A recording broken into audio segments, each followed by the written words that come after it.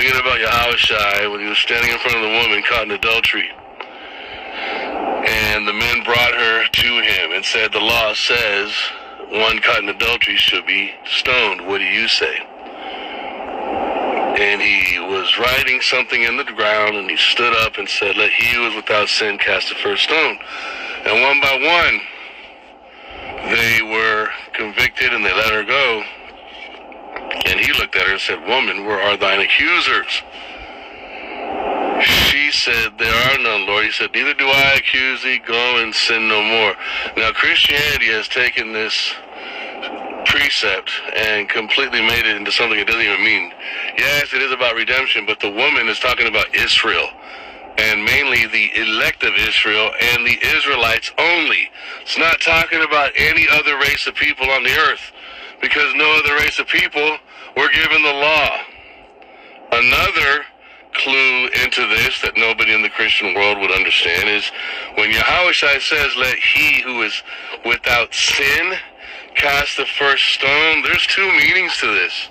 It goes deeper. He's talking about his father. His father is the only one without sin. Now, people would be like, what do you mean? Yahawashi, the one the world ignorantly calls Jesus, he was without sin. Yeah, he was in this life. But see, the Hebrew precepts and the prophecies and the context of the scriptures talks about reincarnation, something that the Western world doesn't understand, because Esau, the so-called white man, took our book while we were in captivity and spread a Renaissance Western version of a book that is from the East, that was written by the Hebrews. And Esau is an Edomite. He doesn't understand the scriptures. What they have done with the iconoclasm during Renaissance is they had made the Bible about white people. By making all the people, color doesn't matter. It absolutely does matter. Because they took a book that was written in the East and they made it about America, patriotic America, by saying that it's all about being a Christian and calling people Christians, when the word Christian is only found 2 times in the scriptures in the book of Acts, and it's not written in the form of a commandment. It's a description for people that used for the disciples. It was like a nickname. So you never heard Yahawashi call himself a Christian. Paul the Apostle never called himself a Christian. None of the prophets ever called themselves a Christian. So the word Christian, being a Christian, and Christianity has nothing to do with biblical understanding. Okay? Yahawashi was talking about his father. Let he who is without sin cast the first stone. And that first stone is Yahawashi. How do we know this? Well, he is the rock of our salvation for the Israelites, right? He also is the elect stone, the chief cornerstone. Where? In Zion, which is the government of Israel, right? Which includes the 144,000 chosen, King David, right? And all the apostles. It's the foundation, the 12 foundations found in the temple, mentioned, the New Jerusalem mentioned in the book of Revelations, which is the men. It's the men of Israel, the elect men of Israel. It's not necessarily a building, it's the bodies. It's the new glorified bodies of the men of Israel. That's what the 12 gates are, man. What about when it talks about the rock that was cut without hands that hits the statue in the feet and knocks the entire statue over in 2nd Daniel? That's a future prophecy. What does that mean? That's when Yahawashi comes back on the chariots, which this world calls UFOs. And when the entire world sees him through the news media, they're going to mourn, because they're going to see him on a chariot, which is what they call a UFO. He's going to be with the other hosts of heaven, and they're going to see a bunch of black men. They're not going to see some white dude with long hair and a robe. And this is why it says in Revelations, when they see him, they will wail because of him. Because of the image that they have seen this entire time on the earth, that they have seen of a white dude with long hair is not true, and they've been listening to the Israelites, but they haven't been taking heed to our words. And when they see him, they're going to remember every time they heard us, right?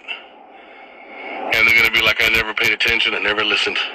And there he is, right there in the sky, and his eyes are red, and he's pissed off, and he's coming to destroy the armies of Esau, Edom. That's white supremacy, you guys.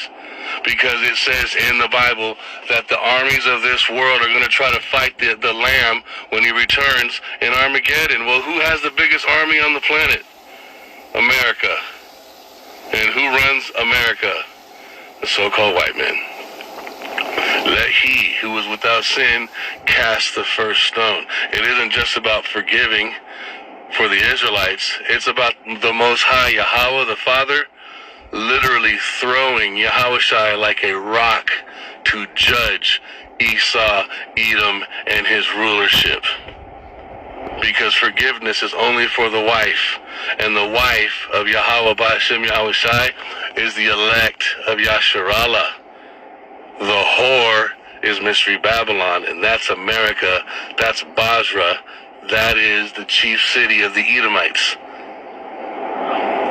Oh yeah, let he who is without sin cast the first stone, meaning Yahawah send Yahawashi to destroy the armies of the earth so that we can be in rulership under Yahawashi, because that's the only way it happens. Lamentations 4 verses 21, 22. Read it. Our salvation has always been connected to the destruction of the ruling powers of the heathen and the wicked. The first Passover holiday the Israelites were given when they were coming out of Egypt involved what? The blood of a firstborn lamb without blemish put on the doorpost. Then Yahawashi came in and passed over them, and then what did he do? He went right to the Egyptians and killed all their firstborn. So the Israelites' first holiday involves them being freed from a nation who's had them in slavery. At the same time, that nation that had them in slavery has had all their firstborn killed. That's the first holiday of the Israelites. Yeah. Think about this, man. And every time salvation is mentioned in Scripture, it always has to do with the Israelites coming out from under the rulership of another nation. And that nation has to be destroyed when they are set free. When has America, when has Esau, when has the so-called white man ever paid for his crimes against us in slavery? He never has. Yet he's got us locked up in his prisons, but he never goes to prison. Dude, there's no way to explain this without sounding violent. Let he who is without sin cast the first stone. I'd like to give all praises to Yahawah, Ba'ashem Yahawashi, Ba'ashem Rakakadash, and I want to give double honors to the elders and apostles of the great millstone, of whom I learned from. Shalom.